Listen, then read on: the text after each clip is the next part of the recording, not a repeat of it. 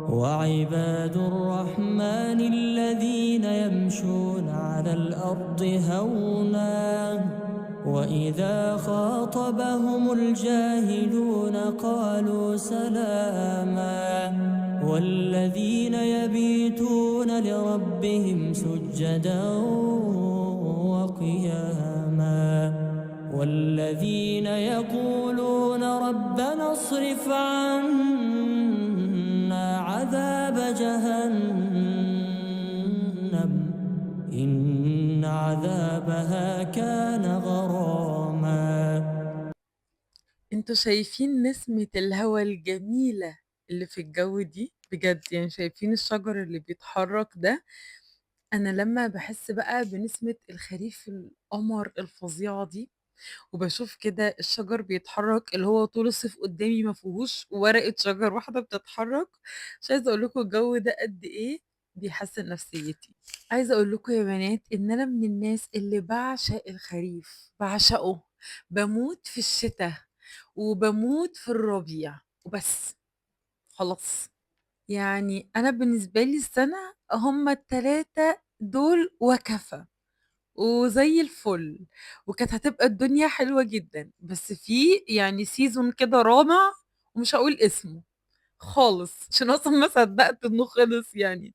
فالحمد لله الحمد لله، ربنا يديم علينا كل النعم. وقد ايه يا بنات سبحان الله، تغيير الفصول ده نفسه بيبقى له اثر حلو قوي على نفسنا وعلى نفسيتنا، وبيغير مودنا جدا. سبحان الله، فعلا حاجات بسيطة بس قد ايه تلاقوها بتفرق في نفسيتنا.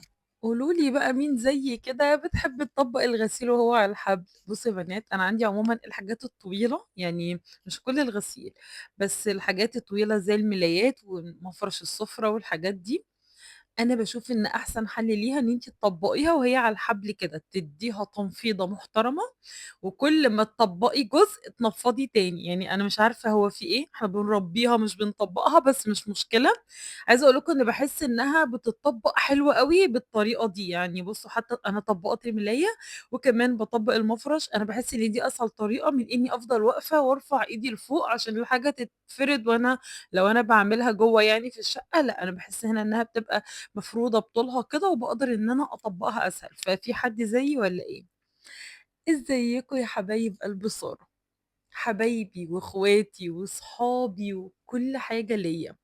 بصوا، انا عايزه اقول لكم حاجه واحده بس، انا مهما اوصف لكم واقول لكم والله العظيم انا بحبكم قد ايه، والله ما هتصدقوني.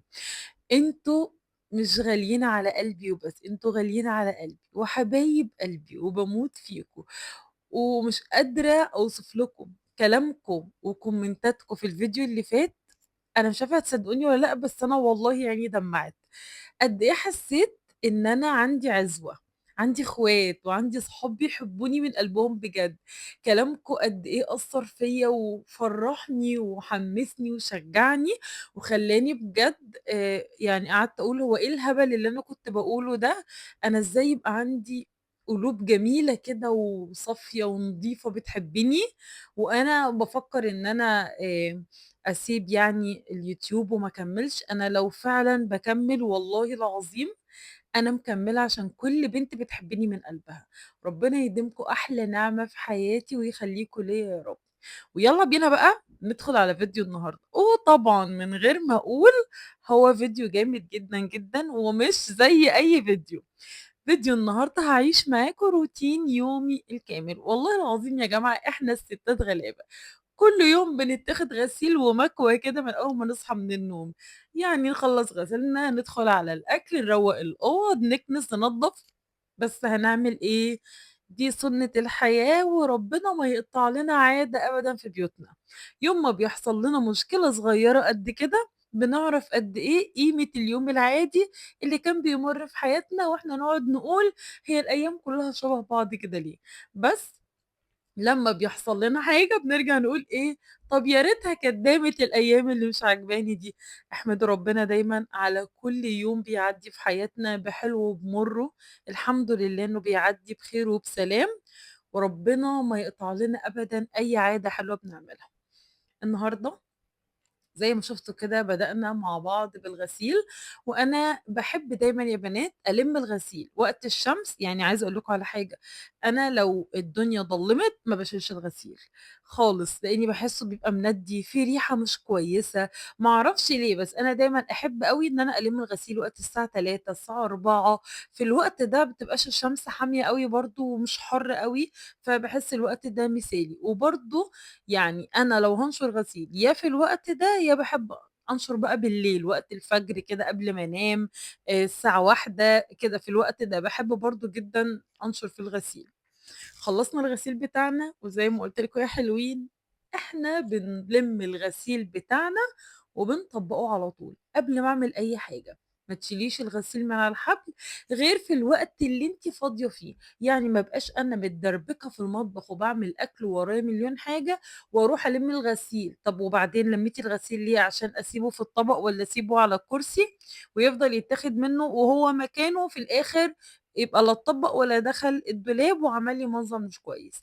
دايمًا عوّدي نَفْسِك تشيلي الغسيل في وقت لو عندِك حتى ربع ساعة فاضية، في أي حاجة، في أي وقت في اليوم. لمّي غسيلِك ومباشرةً بعد ما لمّيتِ الغسيل اقعدي طبّقي الغسيل. قُلت لكم في الفيديو اللي فات وقبل كده ودايمًا باقول إحنا يا بنات لو عندنا كل يوم غسلة في البيت، يعني لو أنتِ بتغسلي الهدوم كل يوم، عمر ما هيبقى عندِك هَم إن أنا أشيل الغسيل من على الحبل، ولا هَم إن أنا أطبّق الغسيل، ولا هَم إن أنا أنشر الغسيل، ولا أي حاجة من الحاجات دي، هتبقى الكميات قليلة. فحاولي والله بجد قد إيه غسلة كل يوم دي هتفرق معاكِ جدًا. عايزة أقول لكم هنا بقى يا بنات إن أنا زي طبعًا ما اتعودنا وربنا ما يقطع لنا عادة أبدًا، قُلت لكم إن أنا خلاص وأنا باعمل الأكل بتاعي باخد معايا واحدة كده في المطبخ أضبّطها، درج، رف في التلاجة. فزي ما أنتم شايفين أنا من الأيام اللي بجد باحس إن أنا بانجز فيها في البيت، الأيام اللي باعمل فيها طبيخ. وما أعرفش ليه قُمت النهارده من النوم كده نِفسي كانت رايحة للقلقاس. أنا عمومًا باحب القلقاس في الشتا، بس مجرد الجو ابتدى يعني يدخل في الخريف سِنّة كده، قُلت لأ إحنا هنعمل قلقاس بقى ما دام أنا نِفْسي رايحة له. وقولوا لي بقى في الكومنتات كده أنتم بتعملوا القلقاس أخضر والّا أحمر؟ عمومًا أنا في بيت ماما كُنّا بناكله أخضر، ماما بتعمله لنا على طول أخضر، فلمّا اتجوّزت أنا اتفاجئت أصلًا إن في قلقاس أحمر، لإن أنا لقيت عند جوزي أهل جوزي وكده بيعملوه أحمر، وبعدين اتفاجئت إن إحنا عندنا في كفر الشيخ هنا أغلب الناس بتعمله اللي هو الأحمر مش الأخضر. الأخضر ده أنا مامتي من دسوق أصلًا. فعشان كده هم كانوا متعودين بيعملوه اللي هو القلقاس الأخضر اللي بالفراخ، يعني إحنا طول عمرنا بناكل القلقاس ده بالفراخ عند ماما. لمّا اتجوزت اكتشفت إن هو بيتعمل باللحمة زي البسلة والحاجات دي كده. فطبعًا، طبعًا بدون أي تهديد، يعني أنا عايزة أقول لكم إن الموضوع كان بكامل حريتي وإرادتي، بنعمله في البيت أحمر لإن طبعًا يعني كلام جوزي اللي مشي في الآخر. رغم إن هو يعني لمّا بنبقى عند ماما ولو ماما عاملاه بالصدفة أو حاجة هو بياكله عادي، بس يعني مش بياكله مش حابة لأ هو عادي يعني ممكن ياكل منه معلقتين كده، اللي هو الأخضر. بس بصراحة يا بنات هو أنا لمّا دُقت الأحمر لقيته تحفة برضه. أنا بقى ككائن قلقاسي باموت في القلقاس أصلًا وباحبه. أنا عارفة إن في ناس كتير يعني ما لهاش تُقل على القلقاس ومش عارفة إزاي يا جماعة، دي أكلة عظيمة ما لوش حل، أخضر، أحمر، بنفسجي، هناكله برضه ما فيهاش كلام يعني. فباحس بقى إن الأكلات اللي أنا بيبقى فيها وقت اللحمة بتستوي دي بجد، دي من الأوقات اللي بانجز فيها جدًا. فزي ما شُفتوا كده أخدت النهارده الدرج ده، وعايزة أقول لكم يا بنات إن الدرج اللي بيبقى فيه العلب ده يا نهاري! مهما حاولتِ تحافظي على نضافته برضه لازم يعني مش عارفة ليه، لازم بيتكركب منّي. بُصّوا العلب رغم إن أنا باقول لكم دايمًا إن العلب مفيدة ومهمة جدًا والعلب الصغيّرة دي إيدي ورجلي وباحتاج لها دايمًا، بس هي أكتر حاجة فعلًا بتبوّظ لي الunit دي هي العلب. فبابقى مضطرة إن أنا لازم كل فترة أضبّطها، رغم إن الدرج اللي فوقيها على طول ده ما باحطش إيدي فيه بجد، من كتر ما هو يعني أنا حاطة فيه الأطباق البلاستيك والمصفى والحاجات دي، والله يا بنات ما شاء الله على طول متنظم، ما باضطرش إن أنا أعمل فيه حاجة، ده علشان العلب اللي فيه، وأنا دايمًا إيدي فيه ودايمًا باستخدم العلب دي، فعشان كده الدرج ده أكتر درج بيتبهدل معايا حرفيًا يعني. فعايزة أقول لِك إن برضه الطريقة دي حلوة، خصوصًا بقى يا بنات إن إحنا داخلين على الدراسة، فلو أنتِ ما جربتيش الموضوع ده، حاولي تجربي بجد إن أنتِ يبقى عندِك كل يوم حاجة بتعمليها وأنتِ بتعملي الأكل بتاعِك، سواء أنتِ موظفة، سواء أنتِ سِت بيت، كده، كده يا بنات دخلة الدراسة دي بتكركب أي حاجة، يعني بتخلّيكِ عارفة في الأول كده متراكم عليكِ حاجات كتير، مش عارفة تلاحقي على إيه والّا إيه، هالاحق على الدروس والّا المدرسة والّا هاعمل إيه، بس جرّبي إن أنتِ فعلًا والله تثبّتي إن أنتِ كل يوم وأنتِ بتعملي الغدا بتاعِك تاخدي معاكِ درج أو حتى رف تلاجة تضبّطيه، مش هتلاقي عندِك أصلًا مكان في المطبخ عايز يتنضّف ولا هتشيلي هَم إن أنا ما نضّفتش وإن أنا ما عملتش، بالعكس بقى، ده أنتِ هيبقى عندِك راحة بال كده وهتبقي مبسوطة إن أنتِ أنجزتِ حاجات كتير في يومِك، يعني أنا عايزة أقول لكم إن أنا بابقى في أيام كده حاسة إن أنا مبسوطة النهارده لإن أنا يعني عملت أكتر من حاجة، أنجزت حاجات كتير النهارده في يومي. خلّصت الunit زي ما شُفتوا كده، كل ده والأكل بتاعي على النار.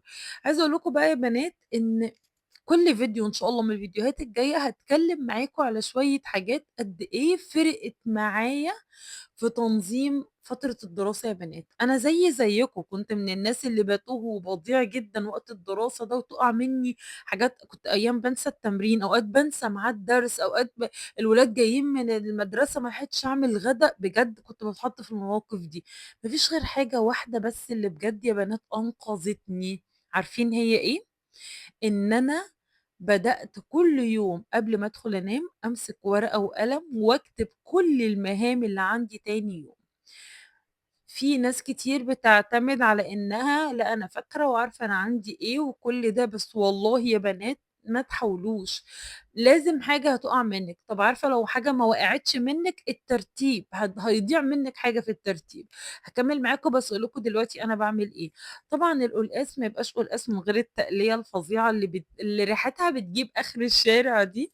فهنا يا بنات بنجيب كزبرة خضرا، أنا جِبت ربطتين وحطيت عليهم شوية توم محترمين بجد، يعني عايزة شوية توم كده حلوين، وكمان هنحط عليهم فلفل أسود، وأي مكان تشوفي فيه المصفى دي هاتيها، بُصّي أنا باقول لِك أهو، في أي مكان في العالم قابلتِ المصفى دي هاتيها كده وأنتِ مغمضة، بُصّوا يا بنات دي أحلى حاجة عملتها، أنا يوم ما اشتريتها ما كنتش مقتنعة أوي، وكنت جايباها في الأول بصراحة عشان البوفتيك، لإن أنا لمّا باعمل البوفتيك لازم باعمله بمَيّة البصل، يعني أنا أصلًا تتبيلة البوفتيك عندي بمَيّة البصل نفسه، مش باحب أحط فيه أي بصل أو توم أو حاجة.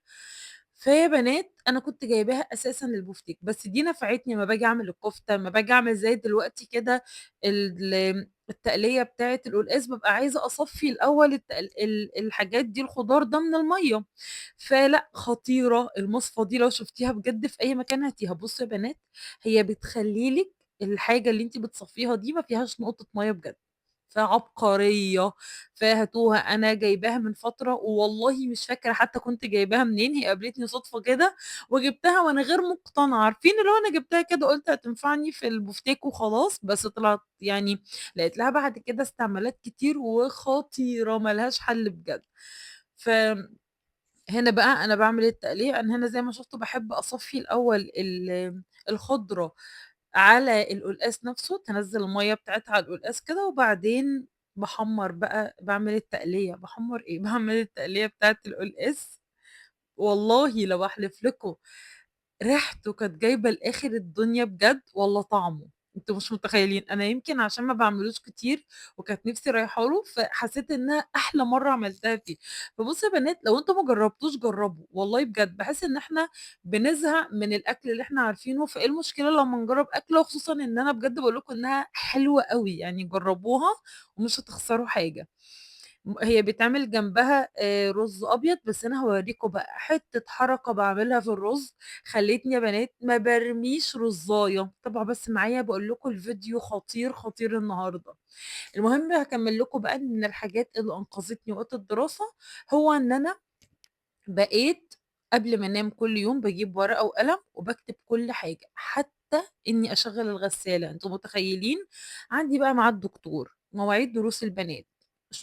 يعني جوزي لو عنده حاجة مهمة في الشغل قال لي فكّريني، لو عنده ميعاد مثلًا دكتور، عنده ميعاد معيّن مع أصحابه، عنده حاجة، باكتب كل حاجة في الورقة دي يا بنات، كل اللي عندي بُكرة باكتبه فيها.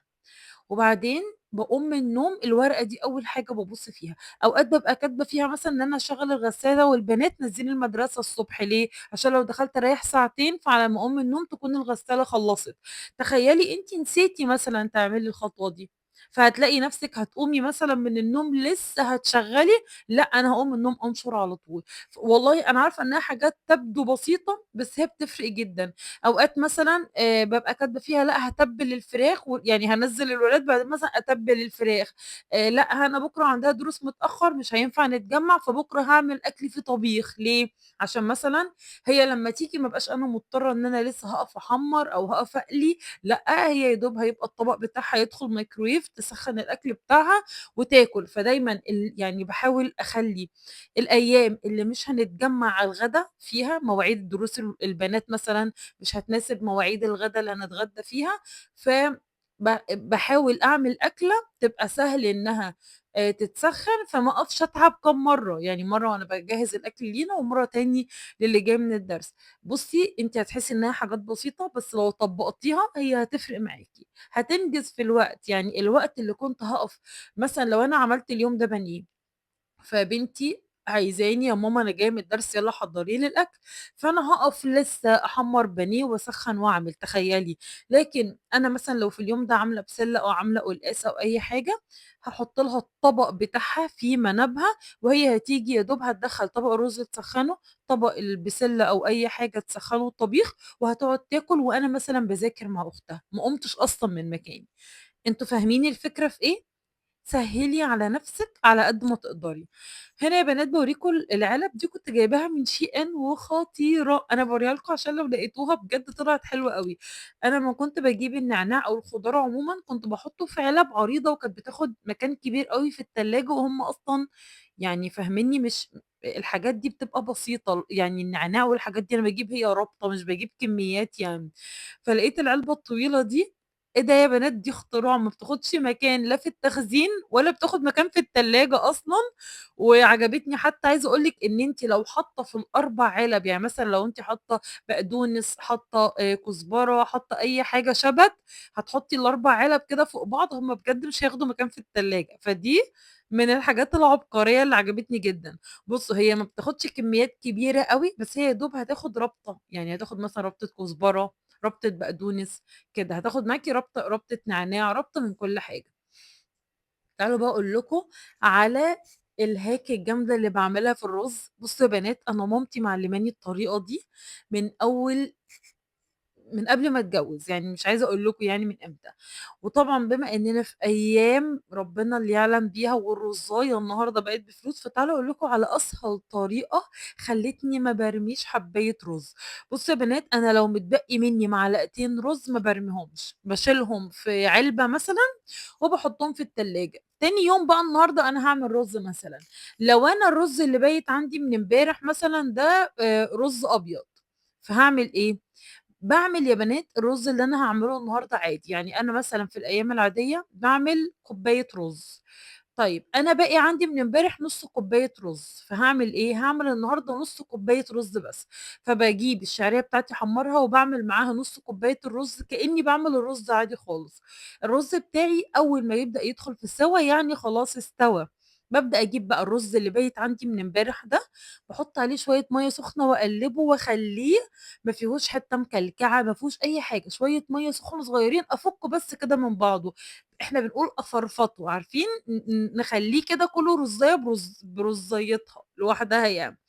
وبعدين يا بنات باروح واخدة بقى الرُز اللي أنا خلاص ضبّطته ده، حاطاه على الرُز اللي أنا عاملاه النهارده ومقلّباهم مع بعض، وباحط لهم شوية مَيّة صغيّرين وباسيبهم يا بنات يكمّلوا سواهم على النار، والله ما هتفرّقيه عن الرز اللي أنتِ لسه عاملاه النهارده بجد، يعني هو لأ مش فارق خالص. وبعدين هنا كنا الحمد لله اتغدينا، وبعدين قُلت لأ أنا هاكافئ نفسي بقى وأعمل لي كوباية ice coffee بس صغنونة، ما رضيتش أعمل الكوبايات الكبيرة، لإن طبعًا إحنا ده كان بعد الغدا فالوقت متأخر، فقُلت عشان ما يسهرنيش جامد. وزي ما وريتكم في الفيديو كده يا بنات كنت جايبة سيرب كده بالفانيليا، يا لهوي يا بنات على جماله تحفة. أنا من عشاق الفانيليا، حسيته بقى هيبقى حلو كمان مع أي عصير، وكمان حلاوته إنه zero sugar هو بجد ما فيهوش سكر، فجربوه خطير. أنا حطيت شوية صغيرين لأن أنا أصلًا مش من محبي الحاجة مسكرة أوي، بس يا بنات تحفة ما لوش حل. وبس كده يا حلوين، ده كان الفيديو بتاعنا النهارده، واستنوني في فيديو جديد، ومع السلامة يا أحلى بنات في الدنيا كلها.